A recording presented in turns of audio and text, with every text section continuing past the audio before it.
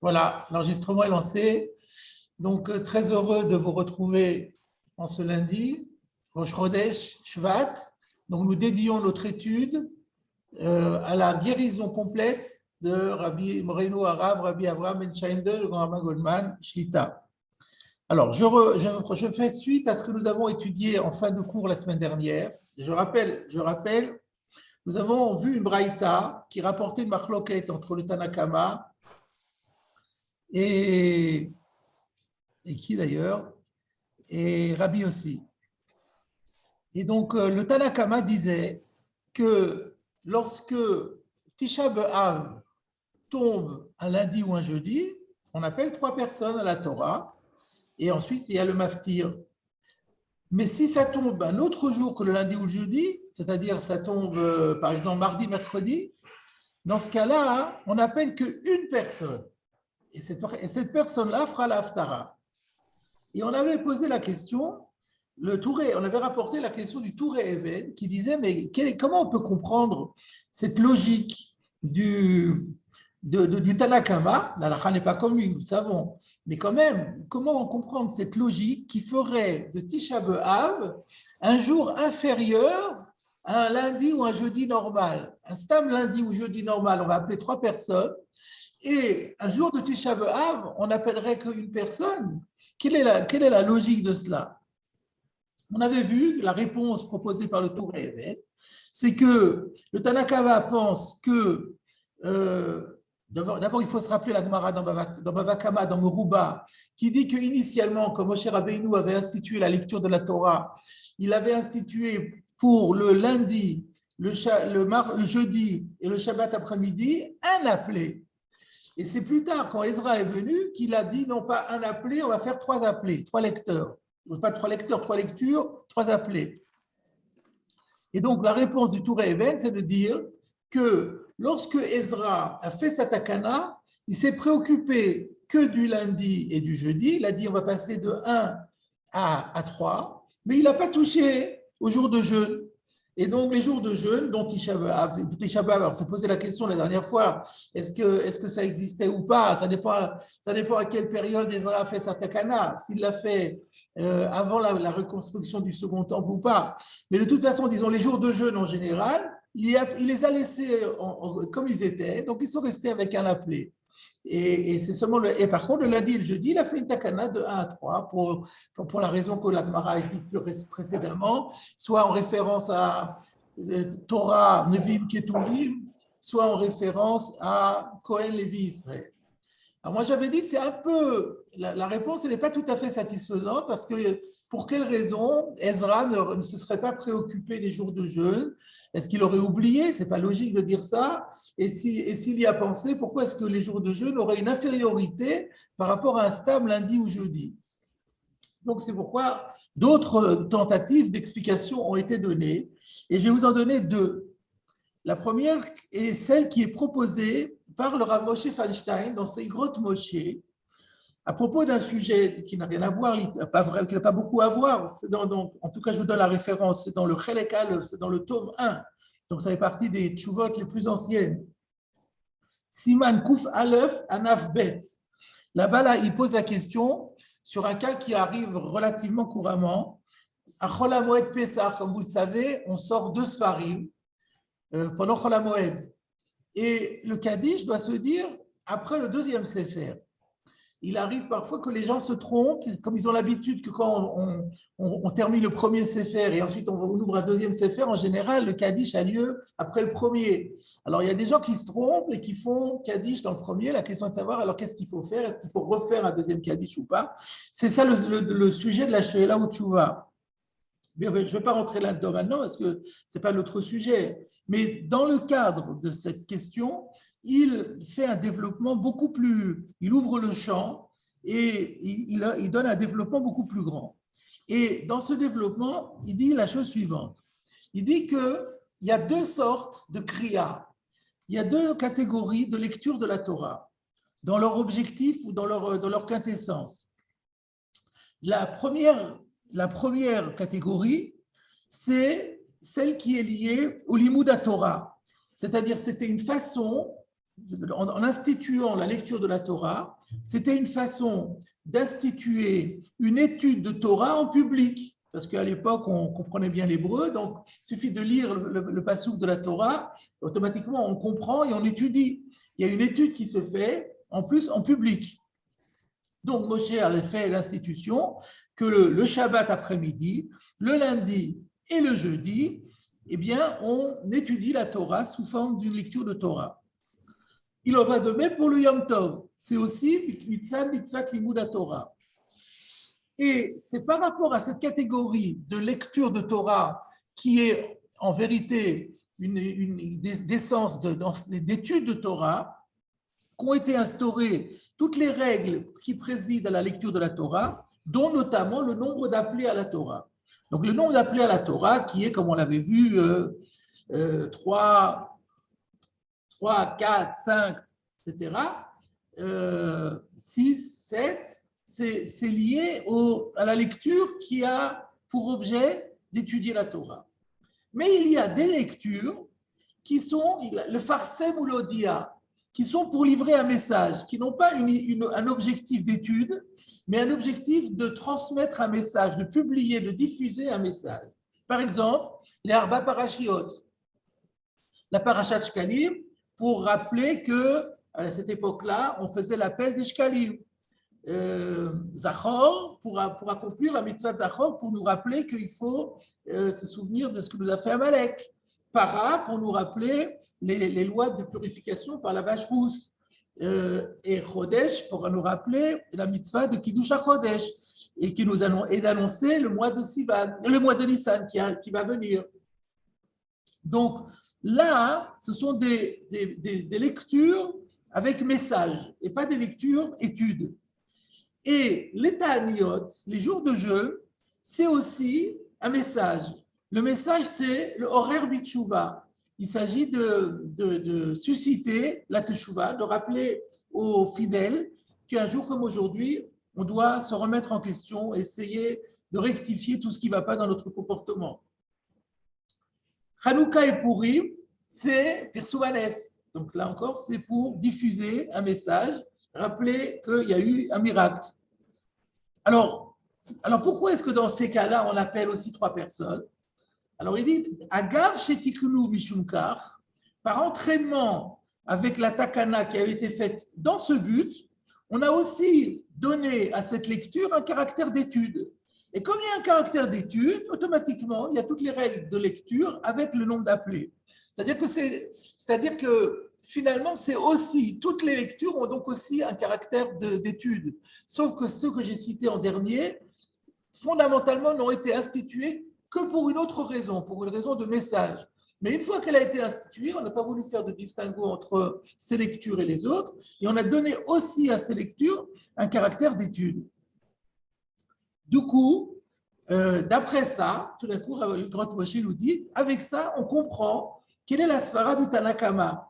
Pourquoi le Tanakama chez nous, dans Megillah, d'Afkavbet Amoudbet, il dit que un Tisha B'Av, quand Tisha B'Av tombe un mardi ou un mercredi, donc il n'y a pas la notion d'appeler 3 parce que c'est lundi ou jeudi, eh ben, on n'appelle qu'une personne. Pour quelle raison?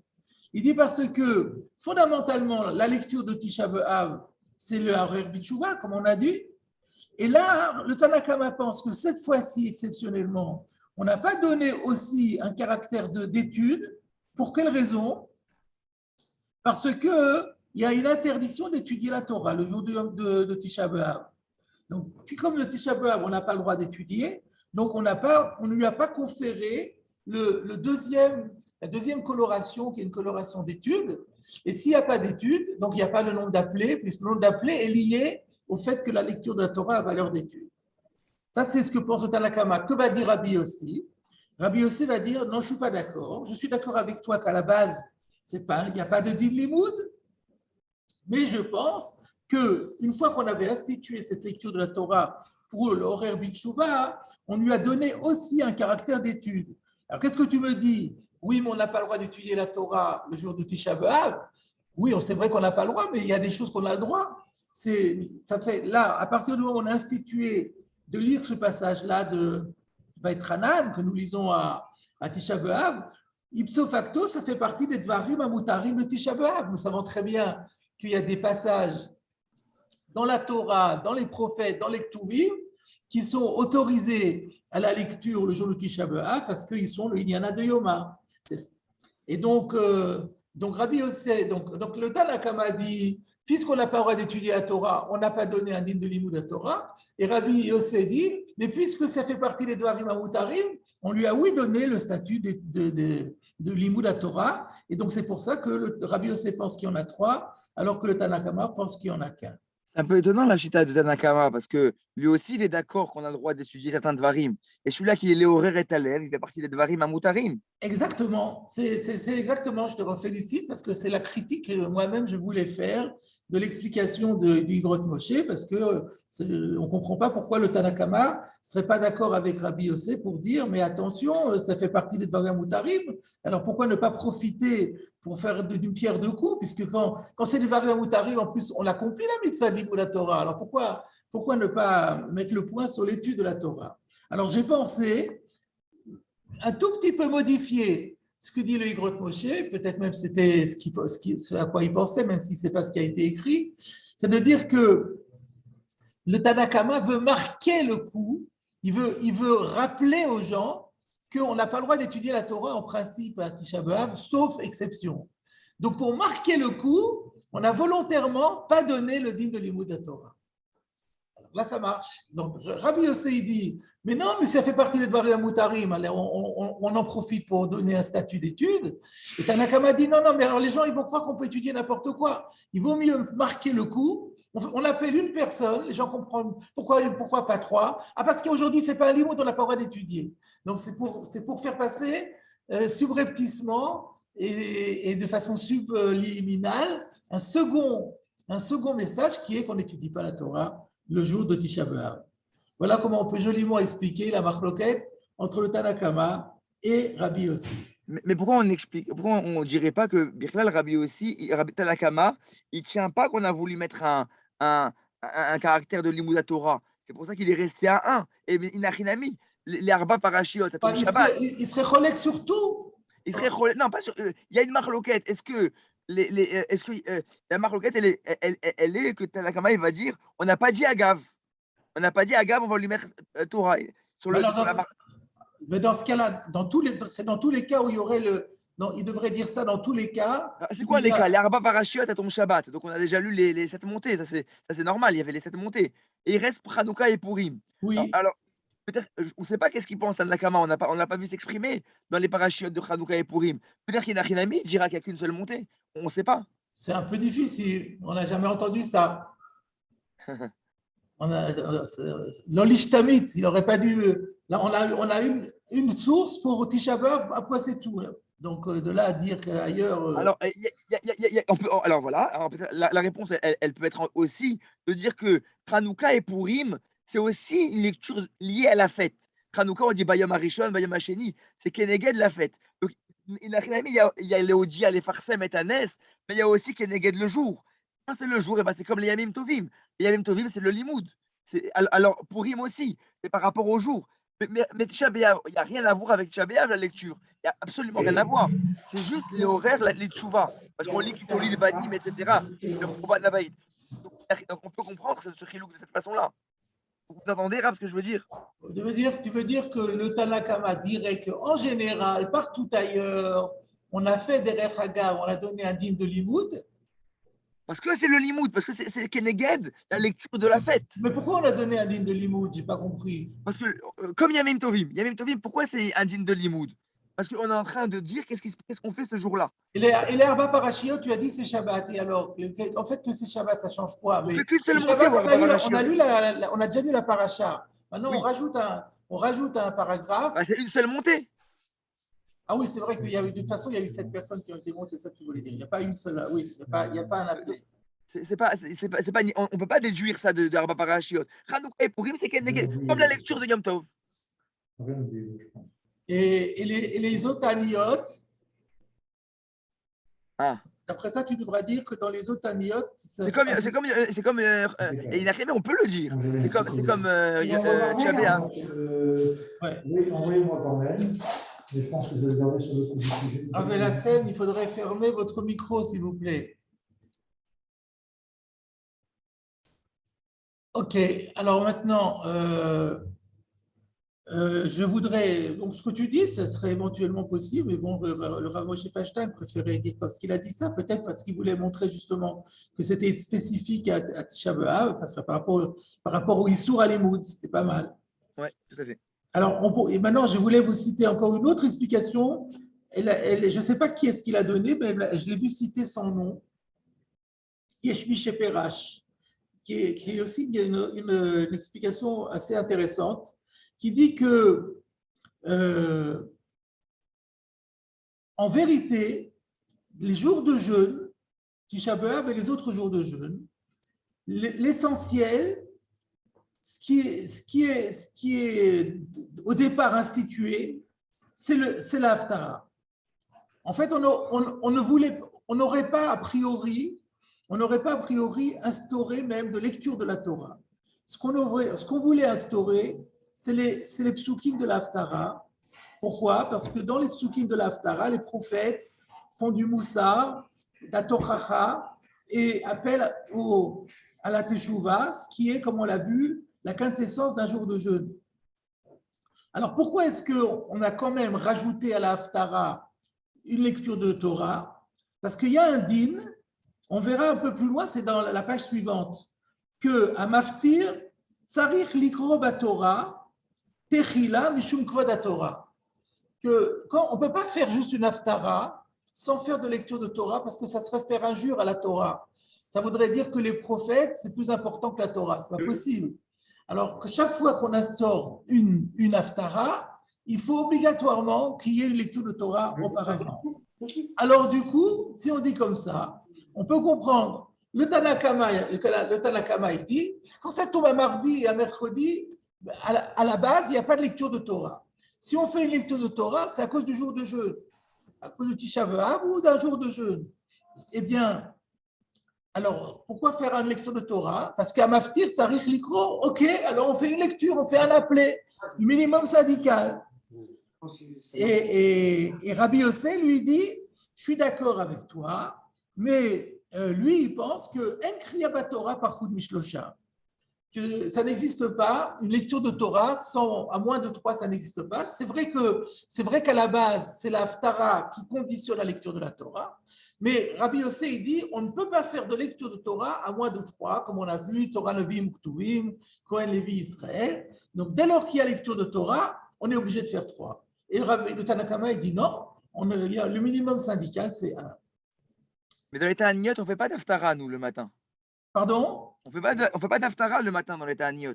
Alors, ça ira pour 1000. Ah, on fait pas de Haftara. Ah Mais oui. on fait écrire à la Torah. Ah oui.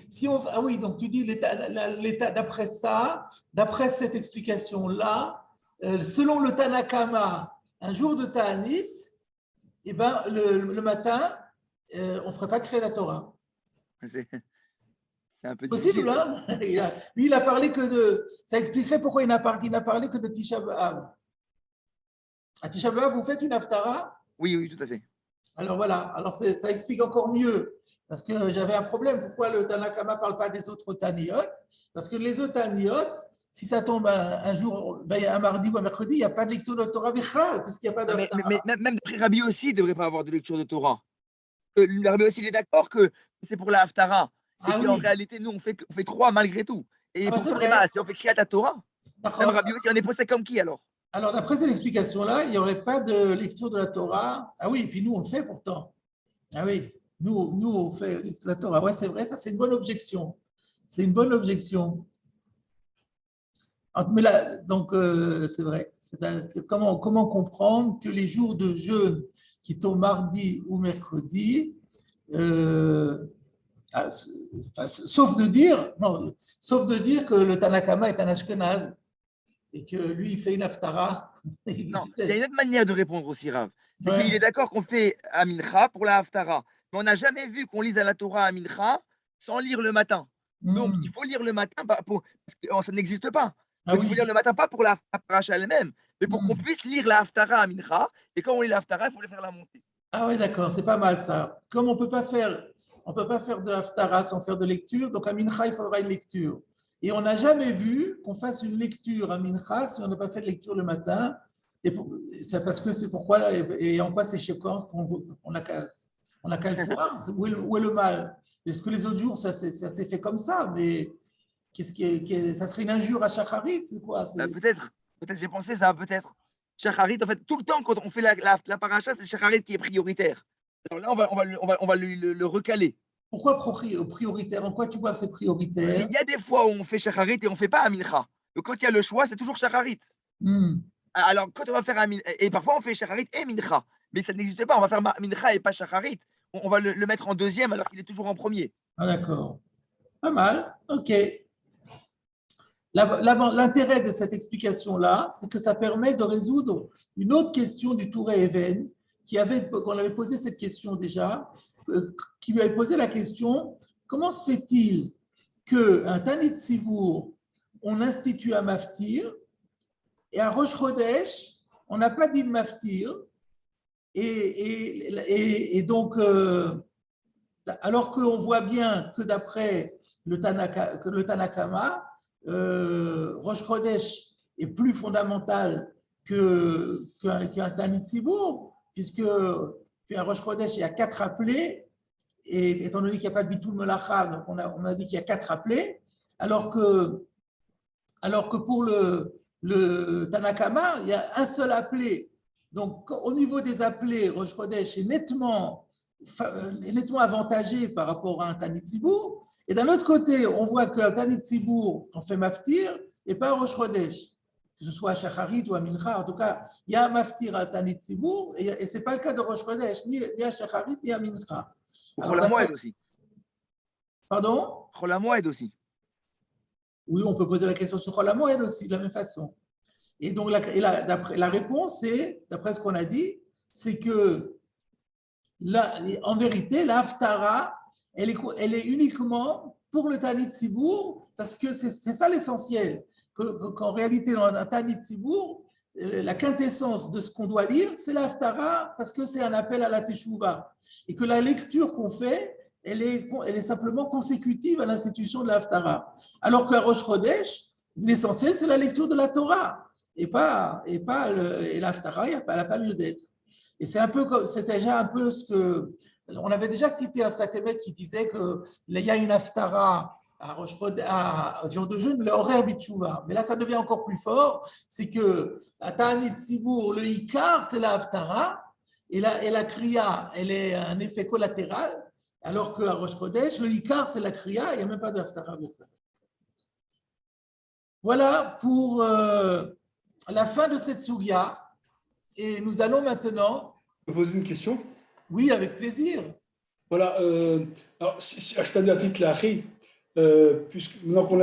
on arrivait à dire que l'essentiel du Tanit, c'est le Mincha, alors, Mincha en Livaïchal, c'est pas de Varim Amutarim. La preuve là-bas, Bisham Roy, il se demande est-ce qu'on a le droit de préparer, etc., de réviser la paracha. C'est pas de Varim Amutarim. Pourquoi c'est pas de Varim Amutarim? Si à Tisha B'Av on y va Yachal, c'est que c'est de Varim Amutarim. Ben non, alors pourquoi les Acharonim se posent la question est-ce qu'on a le droit de réviser la paracha ou pas? Est-ce que c'est une autre paracha, mais pas Vayochal. Vayochal, on a le droit. On parle de Vayochal. Mais non. Vayochal, c'est sûr qu'on a le droit. Mais ça parle pas de. Ça parle de Luchot Shmiyot, etc. Ça parle de Tchouva. Ça parle de Tchouva. L'appel à la Tchouva fait partie de. Oui, la Tchouva, mais pas de Varim Raïm. Ça fait partie de Varim Amutarim. Si ça a été, à partir du moment où c'est instauré, ça a été autorisé.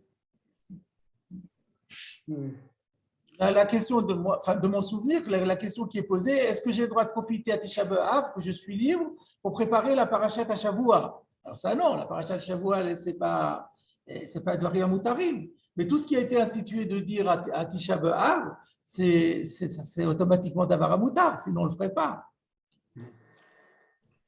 OK? Ouais, d'accord. Alors, on va prendre maintenant la suite de la Gemara.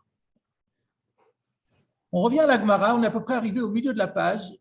Goufa. On a terminé avec notre histoire de Kriyat Torah et du nombre d'appelés, etc. c'est terminé. Maintenant, Goufa veut dire qu'on va prendre comme objet de notre étude principale un passage qui avait été cité incidemment dans la discussion précédente. Effectivement, quand on s'était posé la question de savoir combien d'appelés il y avait le jour de Tanit Sibour, est-ce que c'était 3 ou 4, on avait rapporté une histoire avec Rav. Et maintenant, donc, Goufa, on a vu précédemment, et on va étudier maintenant cette citation sur des points qui n'ont pas encore été approfondis. Qu'est-ce qu'on avait dit? Rav Ikla le Bavel, Betanit Sibour. Rav était arrivé dans la ville de Babylonie, le Rav qui habitait Soura, était arrivé un jour de Tanit Sibour, dans la capitale, dans la ville de Babylone. Kam, Karab et Sifra, il s'est levé et il a lu dans le Sefer Torah. Patach Barir, Khatam Velo Barir. Il a commencé, avant sa lecture, il a fait la bracha sur la Birkat Torah. Khatam, quand il a achevé la lecture, Lo Barir, il n'a pas fait de bracha. Ça, on l'a déjà traité, mais on y revient à cause de la suite. Naful kule alma anpayu, vrav lo nafal alanpe. Ensuite, quand ils sont arrivés au moment de Nefilat Hapaim, tout le monde est tombé sur sa face, tout le monde a fait Nefilat Hapaim, seul Rav n'est pas tombé sur sa face. Avant d'aller plus loin, je voudrais expliquer qu'est-ce que c'est que Nefilat Hapaim. Et pour cela, vous citez un Mishnah Berurah. Vous avez dans le Orach Chaim, au Siman Kuf Lamed Aleph, au Seif Aleph, le Shulchan Aruch nous dit que chez Nofel Alpanav, Nagu Latot Atzatzmol. Aujourd'hui, ce que nous on appelle le Nefilat Hapaim, c'est lorsqu'on enfouit son visage dans son bras, au moment où on dit le Tachanunim. Et d'après Maran, quand on le fait, il faut enfouir son visage dans le bras gauche. Mais pourquoi on appelle ça Nefilat Hapaim? On ne tombe pas, il n'y a pas de Nefila. Nefila, c'est une chute de la figure Hapaim. On ne fait pas tomber la figure. Alors, le Mishnah Berurah, au Suif Katan Gimel, dit la chose suivante. Oui, allô? Iné, Nefilat Hapaim. J'arrive, c'est possible. Le Rav Bellassen. On continue. Nefilat Hapaim, Shenagu ba Bayamim Arishonim, Aya Bederech Kida. À l'époque des anciens, c'est-à-dire à l'époque de la Gemara, la Nefilat Hapaim qui avait cours, c'était ce qu'on appelle la Kida. On verra dans la Gemara plus loin qu'est-ce que c'est Kida. Dainu lipol alpanav artsa. C'est-à-dire il s'agissait carrément de mettre sa figure par terre, de tomber avec la tête par terre. Mais toutefois, pas en se couchant tout son long sur le sol. Ça, c'était encore autre chose, avec les mains, et les bras et les jambes tendus. Ça, où on est complètement couché par terre, ça, c'est encore autre chose, ce qu'on appelle l'ishtachavaya. Mais là, le Nefilat Hapaim, c'était le visage par terre, ou bien le visage par terre, mais sans tendre les bras et les pieds. En fait, on verra ce que c'est que la Kida. Il y a deux façons. Il y a ou bien on garde les pieds par terre, on reste debout, il faut être très souple, et on arrive à mettre la tête par terre tout en restant debout, ou alors on se met à genoux, ce qui est beaucoup plus facile dans la posture du prieur mahométan, si vous voyez ce que je veux dire. Mais donc à l'époque, il y avait vraiment, c'est pour ça qu'on appelle ça le Nefilat Hapaim. Varshav, l'ona gulipol alpeneem mamash. Et là, mais aujourd'hui, la coutume a changé. On ne se met plus par terre, mais simplement, on incline la tête et on couvre son visage avec son bras, comme je l'ai expliqué. Donc, pour comprendre la Gemara qui va suivre, il faut bien comprendre que quand on dit que Kula Alma, Naful Kula Alma Anpayu, ça veut dire que tout le monde s'est prosterné par terre. Prosterné, en tout cas, a mis la tête par terre. Et Rav, lui, il n'a pas mis la tête par terre. Pourquoi ça a changé et aujourd'hui ça n'existe plus cet usage? Ah oui, quelle est la raison pour laquelle on a arrêté de faire ça? Je ne sais pas. Peut-être parce que c'est un peu lourd à faire, c'est un peu compliqué. Peut-être qu'on s'est contenté d'un symbole. C'est une bonne question, en fait. Et le Mishnah Berurah dit pas, il dit Arshav lo na'agu lipol. Mais il dit Et pas. on peut se demander aussi pourquoi dans cette prière d'Avka, Chachamim, ils ont été métaken quand on tombe par terre. C'est pourquoi Birlal cette takana? Parce que non, ben, on va voir qu'il y a. Alors, est-ce que c'est une takana d'abord? Ça aussi. On est, Ou on est, on une est, anaga? on est en tout début de Sougia.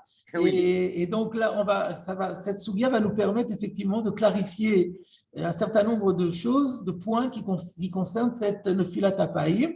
Maintenant, il y aura peut-être des points qui resteront à éclaircir, ça on verra plus loin. La première chose que je voulais encore traiter avant d'aller plus loin dans la Gemara, c'est une question de l'ordre. La question de l'ordre. Qu'est-ce qu'on voit ici dans la description de ce que Rav a fait? Il a d'abord eu la Kriyat Torah, et après la Kriyat Torah, ils ont fait le Nefilat Hapaïm. Mais ce n'est pas comme ça que nous on fait. On fait d'abord le Nefilat Hapaïm, et quand on a terminé le Nefilat Hapaïm, on sort le Sefer Torah. C'est Mincha peut-être. Ah, à moins qu'on dise que c'est Mincha.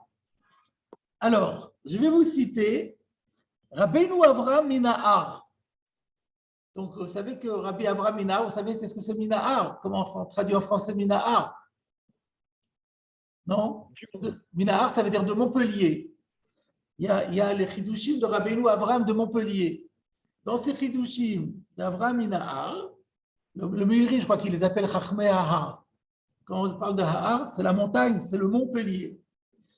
Shemikan Nire, donc Rabbeinu Avraham de Montpellier dit à propos de cette Gemara que d'ici on a la preuve, Sheminaga Maya, Likro Torah Kodem Tfila, Delo Keminageinu. Donc lui, il dit, ben oui, l'usage était à l'époque de lire dans la Torah avant de faire la Tfila. Donc c'est même pas la Tfila, c'est même pas le Tfilat Hapaïm qu'ils ont fait.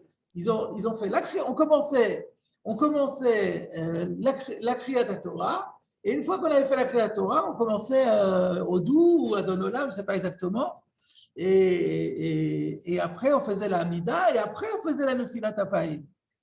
Donc il peut expliquer d'ailleurs pourquoi il peut y avoir des Nirnasim et des Yotzim, parce qu'on est au tout début de la Tfila.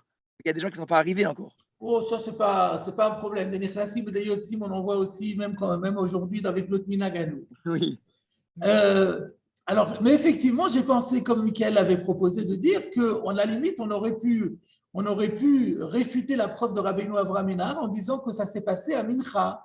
Parce qu'à Mincha, c'est bien comme ça qu'on fait. On fait d'abord la lecture de la Torah, après on passe à la Hamida, et après la Hamida, on fait la Nefilat Hapaïm.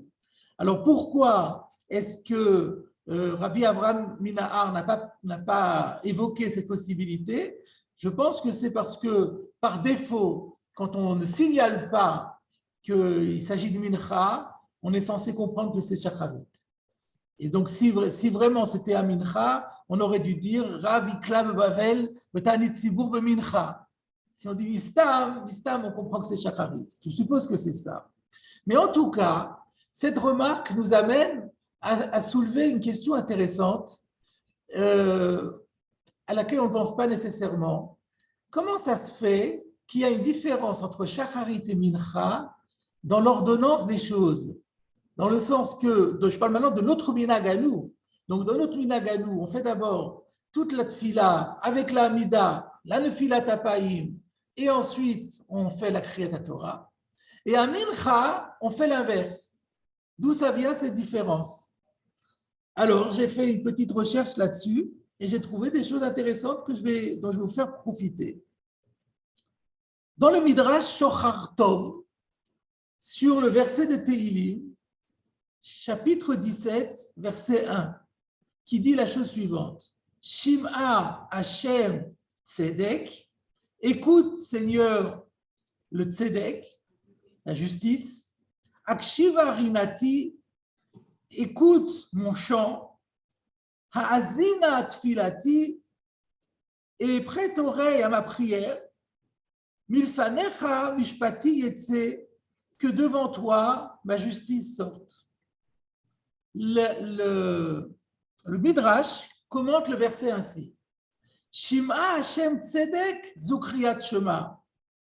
Donc le Shema, parce qu'il y a écrit Shema, écoute Hashem, ça fait référence à la lecture du Shema.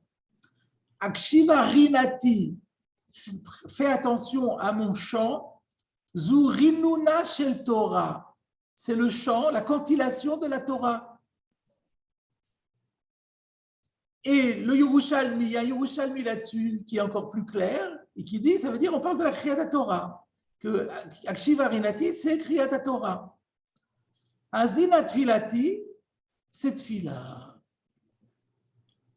Sauf, donc si on suit l'ordre du verset, d'après ce que dit le Midrash Shochar Tov, il y a Shema, Kriyat Torah, Tfila.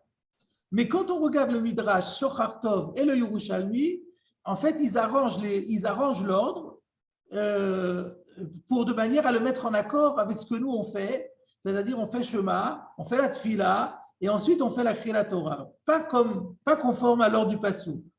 Mais néanmoins, il y a un principe intéressant qui ressort de là-bas et qui dit Mitor shelo amadnu letfila. Et là, mitor divrei Torah ou maasim tovim, le fikach milfanecha mishpati yetze. La fin du pasuk, c'était milfanecha mishpati yetze, c'est-à-dire ta justice sortira, ma justice, c'est-à-dire mon bon droit sera proclamé devant toi. C'est grâce au fait que nous n'avons lo amadnu litfila, nous nous sommes mis à prier que après avoir récité des paroles de Torah et accompli des Maasim Tovim. Qu'est-ce qu'on voit ici comme principe? Que la lecture de la Torah, elle sert de mise en condition et de préparation et d'introduction à la Tfila. Et que d'ailleurs, ce principe de faire précéder une Amida par la lecture de la Torah, nous le mettons en pratique à Moussaf. Aujourd'hui, on a fait Moussaf. Avant de faire le Moussaf de Rosh Chodesh, on a fait la lecture de la Torah. Et de la même façon, quand il y a une lecture de la Torah à Mincha, comme le Shabbat après-midi, on fait d'abord la lecture de la Torah et après on fait la Tfila. Alors, et pas à Shacharit. Et pour quelle raison alors pas à Shacharit? Maintenant, nous avons la solution. On avait demandé, mais pourquoi on ne fait pas alors la même chose à Shacharit? À Shacharit, on lit le Shema. Donc, à partir du moment et à Arbit aussi d'ailleurs, à partir du moment où on a lu le Shema avant la Tfila, donc Amadnu le Tfila mitor divrei Torah. Donc voilà, le principe c'est qu'il faut qu'il y ait des paroles de Torah avant la Hamida. Et donc soit on fait, si on a le Shema, on peut se contenter du Shema, et si on n'a pas de Shema, alors il faut impérativement une lecture de Torah.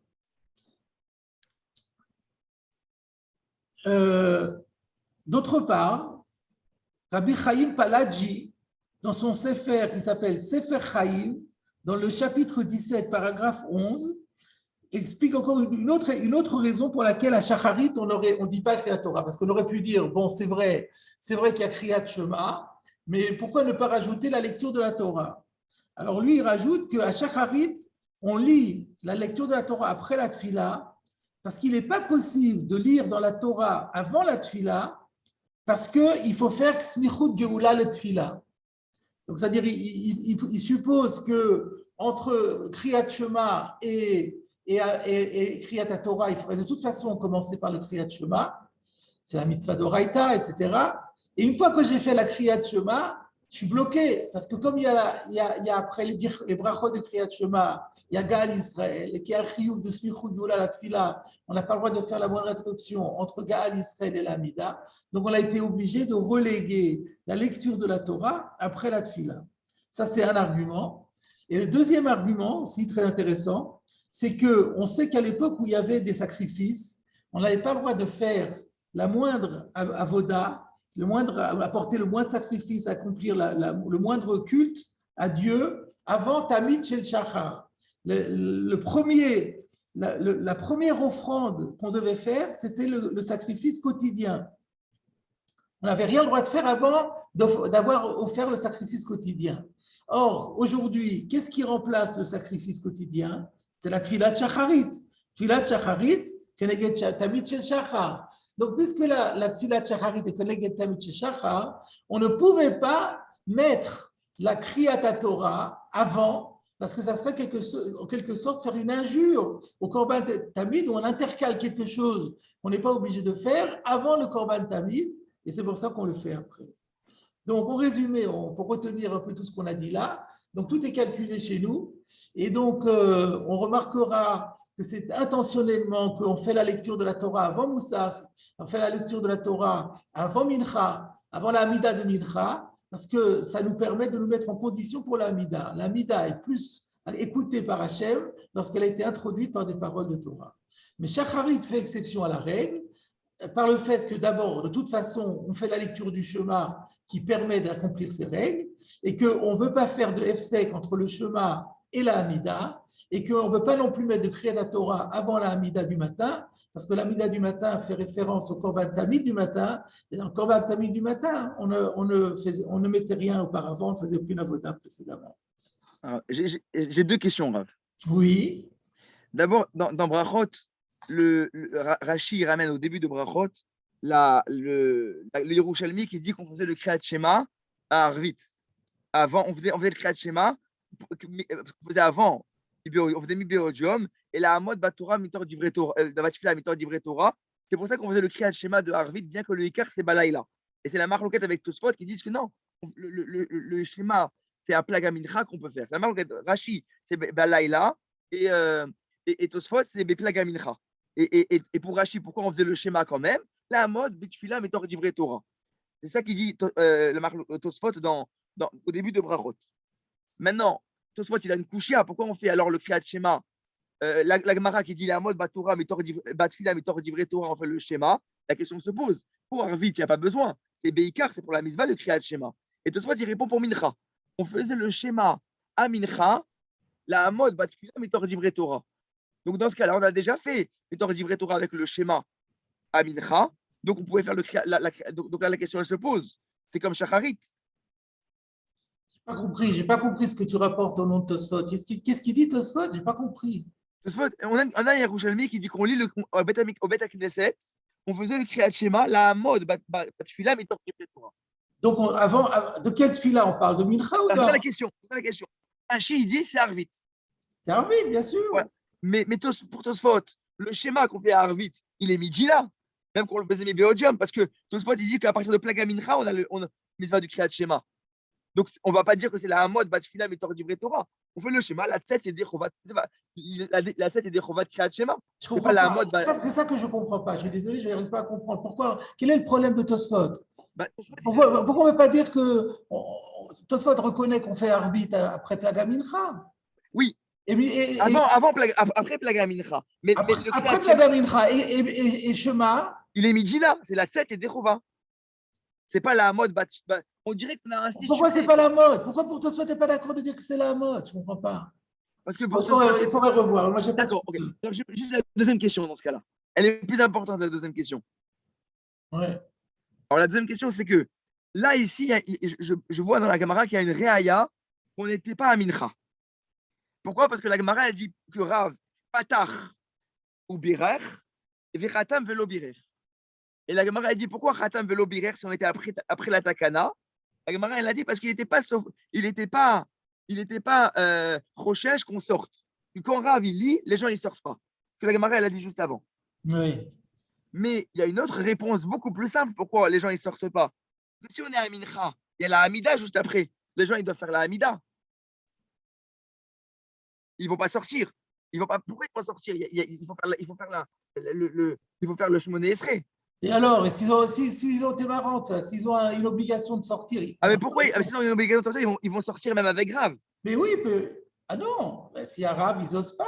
Et la tfila, pourquoi ils sont venus à la synagogue? C'est pour faire la Hamida, Beika. Ils feront le deuxième, ils iront au Shtibler, ils feront un deuxième minyan. Pourquoi ils sont venus? C'est pour faire la... Ils sont venus, et puis maintenant, ils doivent partir. Alors, ils sont venus pour le début, ils repartent pour la fin. Ils sont venus pour écouter la Kriya la Torah. Parce qu'après, ils ne pourront pas avoir la lecture de la Torah, et puis après, ils vont repartir pour Arvit. Ouais. Non, mais oui, on peut toujours trouver des explications. Mais quand Rav il lit, ça n'existe pas. Il n'y a pas de question sur les gens qui sortent des gens qui C'est sortent. là comme ça en Israël. On les voit tous les jours, ça. Exactement, on peut toujours trouver des D'accord, ok, exemples comme ça. Alors, on continue la Gemara si vous voulez bien. On reprend. La Gemara demande Maïtama, Rav lo nafil à la paix. Donc, évidemment, c'est une question évidente que la Gemara demande. C'était dans la description, ça nous avait tous interpellés. Tout le monde a fait Nefilat Hapaïm, mais Rav ne fait pas Nefilat Hapaïm. Pour quelle raison Rav n'a pas fait Nefilat Hapaïm? Pourquoi il ne s'est pas mis sur la tête au sol comme tout le monde? Réponse de la Gemara. Ritzpa shelavani maïta. Dans cette synagogue, il y avait un plancher qui était fait en pierre. Et alors, Betania, il y a une braïta qui dit Ve'even maskit lo titnu be'artzechem lu'ishtachavot alea. Even maskit, qu'est-ce que ça veut dire even maskit? Est-ce qu'il y a un Rashi ici? Je ne crois pas. Non, il n'y a pas. Alors, par contre, dans les Likutei Rashi, que j'ai dans mon édition, il ramène le Rashi dans Shemot. Dans Shemot Lamed Gimel, sur ce verset-là de Even Maskit, Rashi dit Lachon Kisui, Kemo, Vesachoti et Kapi. Le fiche Mechassin à Karka Boritzpat Avani. Donc, Maskit, ça veut dire couverture. Une pierre de couverture. Lotitnu Bartzechem, vous ne mettrez pas dans votre pays l'ishtachavot alea pour vous prosterner dessus. Donc, vous n'avez pas le droit de vous prosterner sur une couverture de pierre, c'est-à-dire sur un sol, sur un plancher qui recouvre le sol avec des pierres. Ça, c'est ce que dit le verset. Et là, la Braïta, elle fait une dracha sur ce verset. Et elle dit Alea iata mishtachave be'artzechem, avalata mishtachave alavanim shel bet hamikdash. Sur cette plancher, tu n'as pas le droit de te prosterner dans votre pays, mais tu peux te prosterner sur les pierres qui se trouvent au Bet Hamikdash. Il y a une autre version qui est peut-être qui est rapportée dans les manuscrits et qui est peut-être plus logique que celle-là, et dans le Torah de Kohanim aussi. C'est pas Alea iata mishtachave, mais be'artzechem iata mishtachave. Quand c'est dans votre terre, en Eretz Israël, tu n'as pas le droit de te prosterner, mais si c'est dans le Bet Hamikdash, tu as le droit de te prosterner. L'idée est la même, mais c'est plus clair comme ça. C'est-à-dire que c'est pas le Aléa, c'est pas le Aléa qui s'oppose qui vient exclure le Bet Hamikdash, c'est le Artzochem. Pourquoi la Torah dit Artzochem? Est-ce que ça voudrait dire qu'en Chutz Laaretz on a le droit? Mais non. Le Artzochem, ça veut dire d'une manière générale, en terre d'Israël, vous n'avez pas le droit. Il y a un endroit où vous avez le droit, c'est au Bet Hamikdash. Et la Gemara poursuit. Kedeoula, et cela est conforme à l'enseignement de Oula, de Amar Oula, car Oula a dit Lo asra Torah et la ritzpa shelal banim bilvad, la Torah n'a interdit qu'un plancher en pierre. Si c'est de la terre, si c'est du gravier, si c'est du plancher en planche, il n'y a pas de problème. Si c'est des pierres, c'est là qu'il y a un interdit. Et là, il y avait des pierres. Ritzpa shelavani maïta. Et c'est pour ça que Rav n'a pas voulu transgresser la loi de la Torah. Qu'est-ce qu'il ajoute Oula? Pardon? Qu'est-ce qu'il ajoute Oula? Qu'est-ce qu'elle ajoute la Braïta? Je suis d'accord avec ta question, j'en pose une autre. Les Mefarshim posent ici deux questions. Très bien. Un instant, je regarde mes notes pour voir si... Voilà. Il y a deux questions à poser. Pourquoi la Gemara a besoin d'apporter la Braïta et Oula? Il suffisait d'apporter le verset Even maskit lotitnu be'artzechem lishtachavot alea. Donc une pierre qui sert de couverture au sol, tu n'as pas le droit de le mettre dans ton pays pour se prosterner dessus. Donc le verset il est clair. Qu'est-ce qu'on a besoin de la Braïta qui vient me dire oui mais au Bet Hamikdash on peut, mais on n'est pas au Bet Hamikdash, ça ne regarde pas cette histoire de Bet Hamikdash. On aurait pu croire en route. Et deuxième question, c'est ce que Khaï vient de demander. Et qu'est-ce qu'on a besoin de Oula qui dit si ce n'est pas des pierres, c'est permis. Mais c'était des pierres ici. Donc il suffisait d'apporter le passou qu'on avait déjà tout était en règle. Qu'est-ce qu'on a besoin? Cette question, elle est soulevée par le Touré Even et le Sfatemet, mais je comprends que Michael veut proposer sa réponse. Oui, si c'est possible, bien sûr. Je veux dire, si on n'avait pas la Braïta, on aurait pu dire Béar Sechem, on ne met pas, mais en route, la arrête, on peut. Peu importe la raison, on peut réfléchir, trouver une Zvara. Et là, il était à Bavel, donc on aurait pu croire qu'il peut. Là, il veut dire non, Béar Sechem, mais beaucoup la arrête, on pouvait au Beth Amikdash. Très bien. Eh bien, cette réponse, c'est la réponse du Touré Even et du Sfatemet, qui ont dit que si on avait juste cité le verset, on aurait pu dire que c'est seulement en Eretz Israël que c'est Assour, parce qu'il y a écrit Artsochem. Or, je ne sais pas si c'est ce que tu as dit, or, l'affaire dont nous parlons ici, À Bavel. C'était à Bavel. Et c'est ça que j'ai dit. Ouais. C'est en Chutz Laaretz. Donc, du coup, le verset n'est pas prégnant. Donc, on comprend pas. Donc, la question revient, pourquoi Rav n'a pas voulu? C'est pour ça qu'on avait besoin de la Braïta, pour dire que non, Artsochem ne vient pas exclure Chutz Laaretz, ça vient exclure le Beth Amikdash qui permet. Et je crois qu'il y avait un Rashi. Oui, il y a un Rashi qu'on n'a pas fait. On va d'abord faire un Rashi avant d'aller plus loin. C'est sur Oula. Donc là, la réponse qu'on a donnée, elle est satisfaisante. On peut se contenter de cela. Maintenant, la question revient sur la deuxième question qui reste à traiter, c'est mais qu'est-ce qu'on a besoin de Oula? Et là aussi, tu as une réponse, Michael? Alors, en tout cas, on va voir, relisons. Qu'est-ce qu'il a dit Oula? Oula, lo asra Torah et la ritzpa shel avanim bilvad. Qu'est-ce que ça vient rajouter, ça? Surtout que ça a l'air d'être purement répéter le verset. Le verset, il dit bien Even Maskit. Alors, bien sûr que la Torah l'interdit que le Even. Regardons ce que dit Rashi. Lo asra Torah bepasuk ze. Dans ce verset, la Torah l'interdit et là, chez lo yasu ritzpat avanim bebet hakneset dugmat shel migdash. Waouh! C'est pas du tout ce qu'on avait compris. Rashi dit, la Torah, dans ce verset, n'interdit que de ne pas fabriquer de plancher en pierre dans un Beth HaKnesset à l'imitation du Beth Amikdash. Donc ça, on ne comprend pas du tout. Qu'est-ce que Rashi veut nous dire avec son Dugmat Shel Mikdash?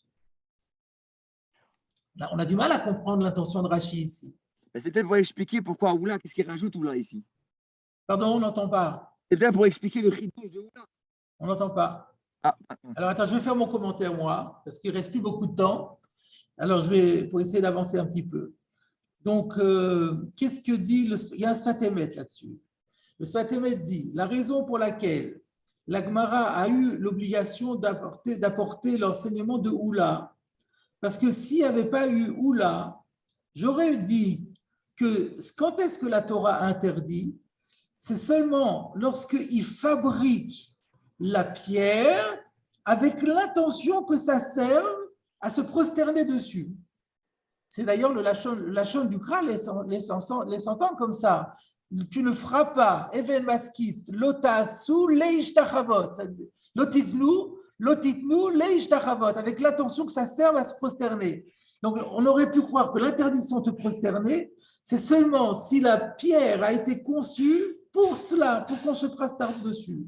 Mais pas si c'est un tout venant, un plancher en pierre qu'on a fait comme ça sans intention préalable. Et donc, c'est pour ça qu'on est venu. Et c'est pour ça que, dans ce cas-là, on aurait pu dire que dans le cas du Beth HaKnesset de Rav, on n'avait certainement pas eu l'intention de faire des shtachavayot dessus. Et donc, la question serait revenue. Et donc, on avait besoin de Oula pour préciser que c'est pas ça. Même si on n'a pas eu d'intention préconçue quand on a fabriqué le plancher en pierre, on n'a toujours pas le droit de se prosterner dessus. Voilà ce que dit le Sfatemet. Personnellement, je trouve que cette réponse du Sfatemet, elle n'est pas convaincante parce qu'elle rentre mal dans les mots. Parce que si on suit le Sfat Emet, l'intention de Oula, ce n'est pas d'exclure, c'est d'inclure. C'est-à-dire de dire que la Torah n'interdit pas que quelque chose comme ça, mais elle interdit toutes les ritzpot chez l'Avanim. Eh bien, ce n'est pas ça qu'il dit. Lo Asra Torah est là.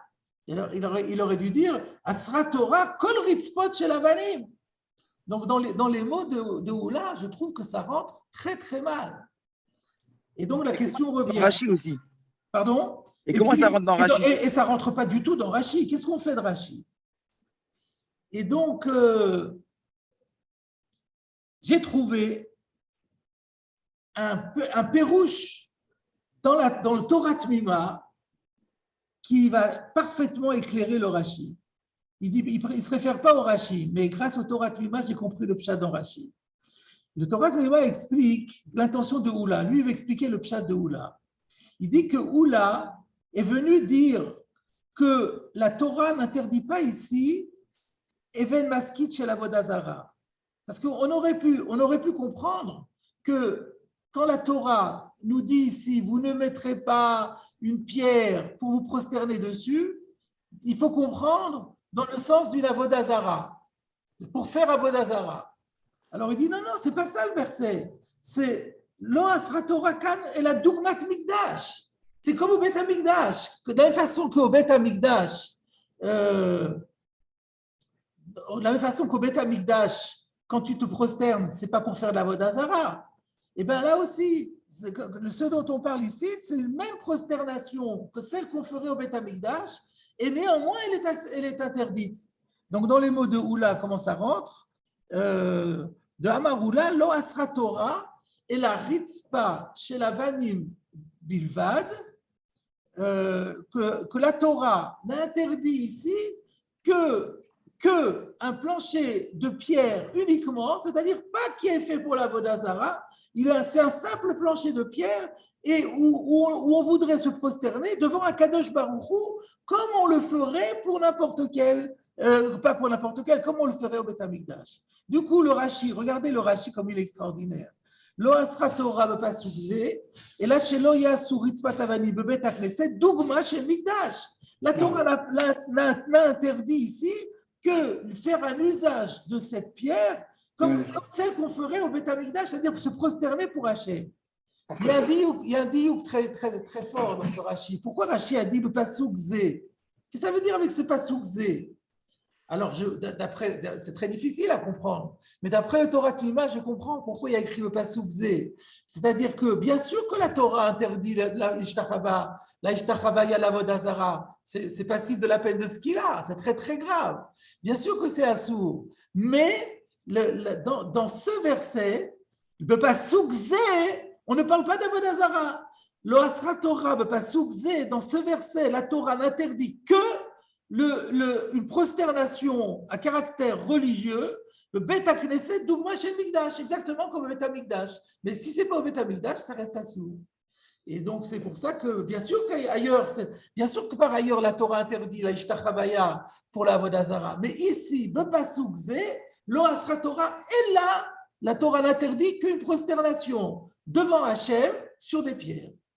Et donc, du coup, la question, donc, du coup, on comprend parfaitement la raison pour laquelle Rav n'a pas pu ni voulu se prosterner, parce qu'il aurait transgressé ce lave de l'Ishtachavot Alea, puisqu'il s'agissait de se prosterner devant un Kadosh Baruch Hu sur un plancher de pierre, chose que la Torah interdit. Donc, on a besoin de la Braïta et on a besoin de Oula. Parce que j'ai décroché un petit moment, mais c'est juste pour savoir pourquoi on ne déduit pas ce qu'il dit Oula de la Braïta elle-même, tout simplement. C'est écrit déjà dans la Braïta. Dans la Braïta, il y a seulement écrit Aval atab ishtachave al avanim shel bet hamikdash. Donc c'est pas la Avodazara. Ok, mais il n'y a pas écrit que